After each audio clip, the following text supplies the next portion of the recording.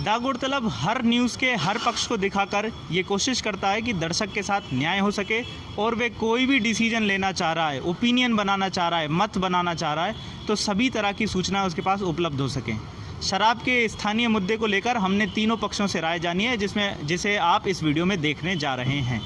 जय हिंद, मैं रजत शर्मा द गौरतलब में आपका स्वागत करता हूं। मुद्दा बवाल है, जनता का सवाल है। आप देख सकते हैं सामने है थाना डीआईजी और इसके ठीक सामने मध्य प्रदेश सरकार की सौगात शराब की दुकान, अंग्रेजी शराब की दुकान। ये एक माता की जय। और इसी के विरोध प्रदर्शन के लिए यहाँ पर हमारे साथ हैं दीप्ति जैन मैडम, जो विधायक प्रतिनिधि भी हैं। आइए उनसे बात करते हैं। मैडम, आपको क्या आपत्ति है इसको लेकर? मुझे ये आपत्ति है कि यहाँ बिल्कुल सामने थाना गौतम नगर है, उसके जस्ट बगल में जवाहरलाल नेहरू हॉस्पिटल है, जहाँ बहुत ही क्रिटिकल मरीज होते हैं, और उसके बाद गीतांजलि महाविद्यालय एवं कम से कम 20 स्कूल यहाँ पे हैं, जो किंडर गार्डन से लेकर 12वीं तक है, और सभी विद्यार्थी यहीं आकर खड़े होते हैं, यहीं से निकलते हैं। आप ये बताइए किस नियम के अनुसार, किस नियम के अंतर्गत सरकार ने इस दुकान को लाइसेंस दिया है? और मैं इस बात का पुरजोर विरोध करती हूँ। दल पार्टी इन सब से अलग हटकर मैं इस बात का समर्थन करती हूँ कि कहीं भी जहाँ शैक्षणिक संस्थान हो वहाँ इस तरह की दुकान नहीं होना चाहिए, चाहे वो किसी भी दल के व्यक्ति की हो। मुझे इस बात से कोई मतलब नहीं है कि उसका ओनर कौन है। मुझे इस बात से आपत्ति है कि आप ऐसे लोगों को ऐसी जगह पर लाइसेंस क्यों देते हैं? मैडम, कांग्रेस ने इसका भारी विरोध किया है। आरिफ अकील जी जो यहाँ के विधायक हैं, उन्होंने क्या किया इसको लेकर? उन्होंने आबकारी मंत्री, जो कि अभी मुख्यमंत्री सब कुछ है, उनको एक लेटर कर लिखा है कि वो इस प्रकार की जगह पर कोई भी दुकान का विरोध करते हैं, और उन्होंने अपना लेटर प्रेषित कर दिया है। सोशल मीडिया के माध्यम से आप सबको भी प्राप्त हुआ होगा। वो इस बात के बिल्कुल विरोध में है। मैं आपको अपना अनुभव बताना चाहूंगा कि मैं डीआईजी पर ही एक गवर्नमेंट स्कूल है निशातपुरा, वहां से पढ़ा हूं।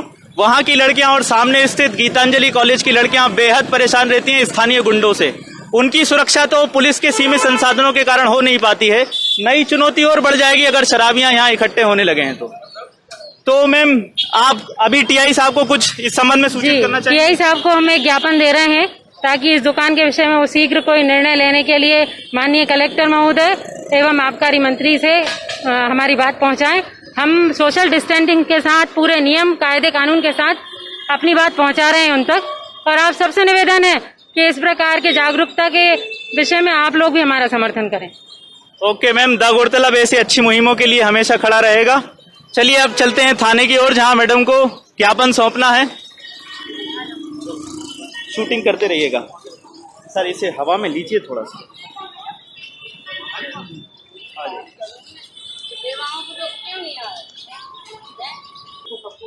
मैडम,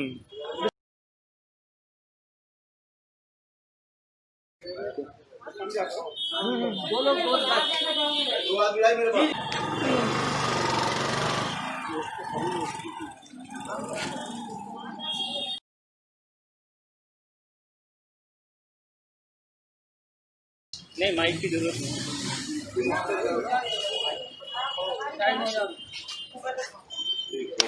हम सोशल डिस्टेंस और उसकी वजह से हम नहीं चाह रहे कि माननीय कलेक्टर महोदय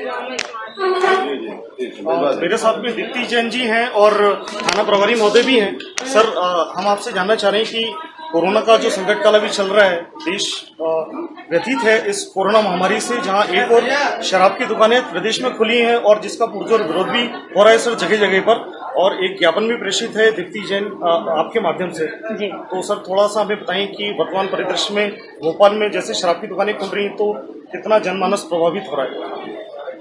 या दीप्ति जैन जी, आप कुछ कहें इस विषय में? नहीं, अभी तक सर का सहयोग हर मामले में है, और यहाँ जितनी भी ऐसी गतिविधि थी उन पर सर ने बहुत बहुत अच्छी तरह से लगाम किया है, हमेशा सहयोग किया है। महिलाओं के मामले में जो प्रति अपराध थे उनमें भी काफी कमी आई है। इसीलिए मैं आज कलेक्टर महोदय के पास ना जाकर आदरणीय के पास आई हूँ, क्योंकि मुझे मालूम है कि वो पूरा सहयोग करेंगे। तो डीआईजी पर शराब की दुकान के विरोध के बाद अब शहीदों को श्रद्धांजलि देने का विषय है।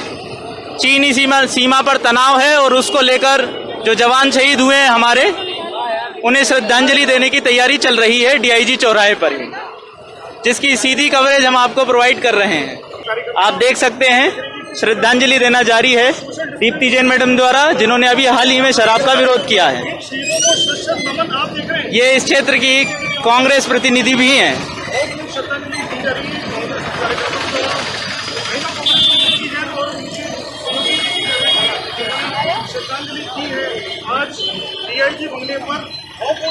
मैडम, आप ये चीनी सीमा पर जो तनाव चल रहा है उसको लेकर आपके क्या विचार हैं?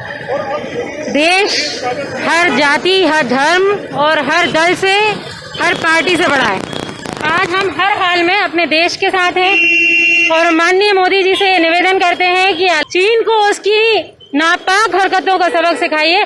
पूरा देश आपके साथ है, यूथ आपके साथ है और हम सब आपसे निवेदन करते हैं कि आप हम टिकटॉक बैन कर देंगे, हम टिकटॉक अनइंस्टॉल कर देंगे। उससे क्या होगा?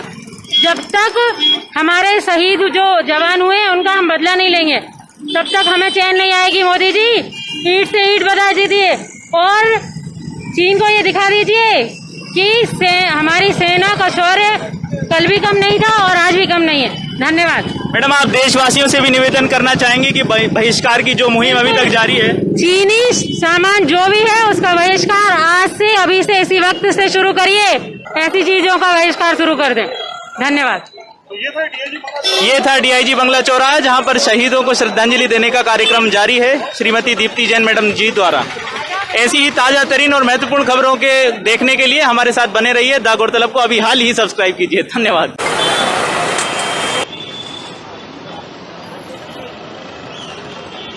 द गौरतलब कभी भी आपको एक तरफा न्यूज प्रोवाइड नहीं करता है। दोनों पक्ष आप तक पहुंचे ताकि फैसला आपको करने में आसानी हो।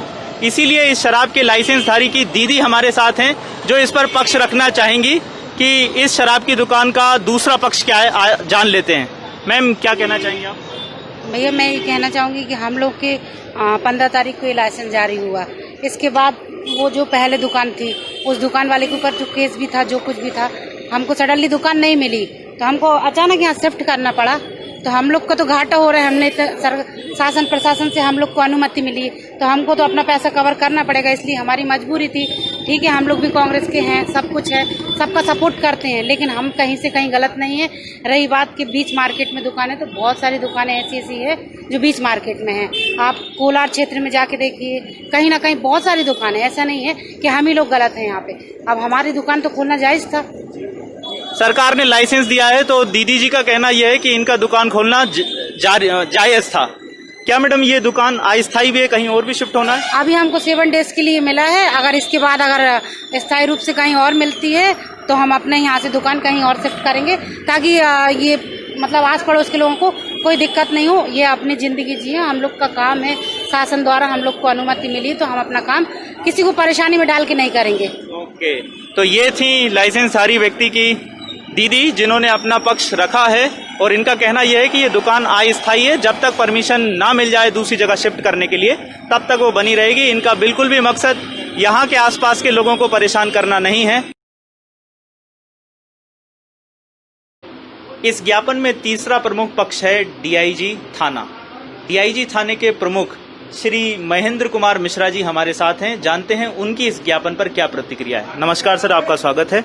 आपकी इस ज्ञापन पर क्या प्रतिक्रिया है सर? आबकारी विभाग द्वारा आशीष परमार जी को लाइसेंस दिया गया है यहाँ पे, तो उनने अपनी दुकान खोल ली है, शराब की दुकान खोला उनने। और ये श्रीमती दीप्ति जैन हमें महिला कांग्रेस की नेत्री हैं, इनने हमें ज्ञापन दिया है। तो इनका ज्ञापन मैं एसडीएम साहब के माध्यम से कलेक्टर महोदय को भिजवा दूंगा। तो सर का कहना है कि वो प्रशासनिक प्रक्रिया के द्वारा इसे अगले चरण तक पहुंचा देंगे इस ज्ञापन पर, और शीर्ष अधिकारियों द्वारा निर्णय लेना है, विचार किया जाना है। धन्यवाद।